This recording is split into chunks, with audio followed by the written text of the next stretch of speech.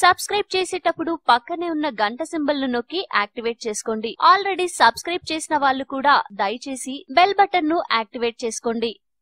Carrot తింటే కంటికి మంచిది, ఆకుకూరలు తింటే శరీరానికి మేలు. ఇలా ఆరోగ్య నియమాలు పాటిస్తూ పోషకాహారంపై దృష్టి పెట్టడం మంచిదే. అంతకంటే ముఖ్యంగా వాటి పోషకాల పరిరక్షణపై, తాజాదనంపైన దృష్టి పెట్టాలి. లేకపోతే వాటి వల్ల మంచి కంటే చెడే ఎక్కువ జరిగే ప్రమాదం ఉంటుంది. పాలు, పండ్లు, కాయగూరలు తాజాగా ఎప్పటికప్పుడు కొని తెచ్చుకుని పోషకాలు చెడిపోకుండా తినడం ఆరోగ్యానికి ఎంతో మేలు. అయితే ప్రతిరోజు బజారుకెళ్లడానికి సమయం లేకనో బద్దకించో ఒకేసారి కొని రిఫ్రిజిరేటర్లలో నిల్వ చేస్తుంటారు చాలా మంది. ఇలా చేయాల్సిన దానికంటే అధిక కాలం నిల్వ చేయడం వల్ల పోషకాలు కోల్పోయే ప్రమాదంతో పాటు కొన్ని రకాల హానికారక బ్యాక్టీరియా, వైరస్లు వృద్ధి చెందే అవకాశం ఉంది. ఫ్రిడ్జ్ లో ఇలా నిల్వ చేయాలి.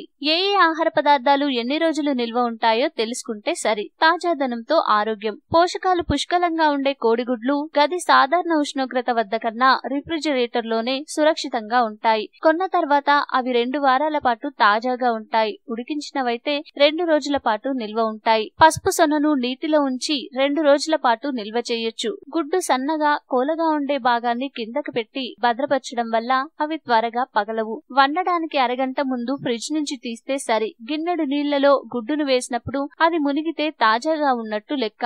రసాయనాలకు దూరంగా ఆకుకూరలు ఆరోగ్యానికి ఎంతో మేలు చేస్తాయి. అయితే వాటి శుభ్రత, నిల్వల విషయంలో ఏ మాత్రం నిర్లక్ష్యంగా వ్యవహరించినా అనారోగ్య సమస్యలు తలెత్తే ప్రమాదం ఉంది. పాలకూర, తోటకూర, కొత్తిమీర వంటి వాటిని నేరుగా వండి తినేయడం కాకుండా ముందుగా వాటిపై చల్లిన కీటకనాశన రసాయనాలను ఉప్పు కలిపిన నీటిలో శుభ్రం చేసుకోవాలి.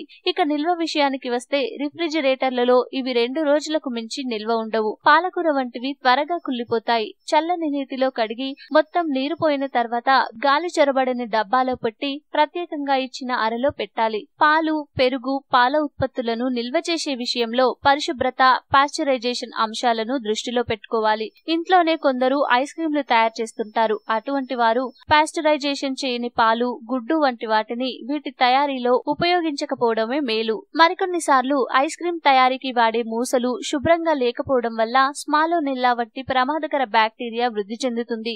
పాశ్చరైజేషన్ చేసిన పాలను 3 రోజుల పాటు వాడుకోవచ్చు. దాంతో పాటు ప్యాకెట్ పై ముద్రించిన కాలపరిమితిని పరిశీలించడం తప్పనిసరి. పెరుగు, చీజ్ వంటివి 4 రోజులు నిల్వ ఉంటాయి. పండ్లు, కూరగాయలు, వండిన కూరలని, పండ్లని ఫ్రిడ్జ్ లో ఉంచితే ఎన్ని రోజులైనా నిల్వ ఉంటాయనుకుంటారు చాలా మంది గృహిణులు. కానీ ఇది పొరపాటు.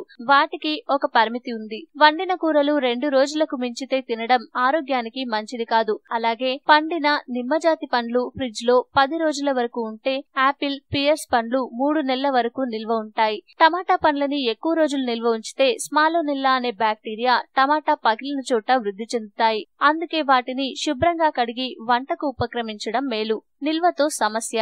మాంసాన్ని నిల్వ ఉంచే కొద్దీ అంటే ప్రతి 20 నిమిషాలకు బ్యాక్టీరియా రెట్టింపు వేగంతో వృద్ధి చెందుతుంది. ఇక చేపలు, రొయ్యలు వంటివి డీప్ ఫ్రిడ్జ్ లో చిల్లర్ లో భద్రపరచడం వల్ల కొన్ని వారాల పాటు నిల్వ ఉంటాయి. రొయ్యలనైతే పొట్టు తీసి ప్రత్యేక పాలిథిన్ బ్యాగుల్లో ఉంచాలి. చేపలను కూడా పొలుసు తీసి శుభ్రం చేసి చిల్లర్ లో ఉంచితే 2-3 రోజులు నిల్వ ఉన్నా కొన్ని రకాల టాక్సిన్లు విడుదలయ్యే ప్రమాదం ఉంది. కాబట్టి ఎక్కువ నిల్వ పనికిరాదు. ఇక్కడ సురక్షితం. చీజ్, కేక్, గుడ్లు వంటి వాటిని 5 నుంచి 8 డిగ్రీల వద్ద ఉంచాలి. పాల ఉత్పత్తులను 4 డిగ్రీల వద్ద ఉంచితే సరి. కాయగూరలు, ఆకుకూరలు, కాలీఫ్లవర్, యాపిల్ వంటి వాటిని ప్రత్యేకంగా ఏర్పాటు చేసిన అరలో 8 నుంచి 10 డిగ్రీల మధ్యలో ఉంచాలి. శీతల పానీయాలను 10 నుంచి 15 డిగ్రీల మధ్య ఫ్రిడ్జ్ తలుపులో ఉంచాలి.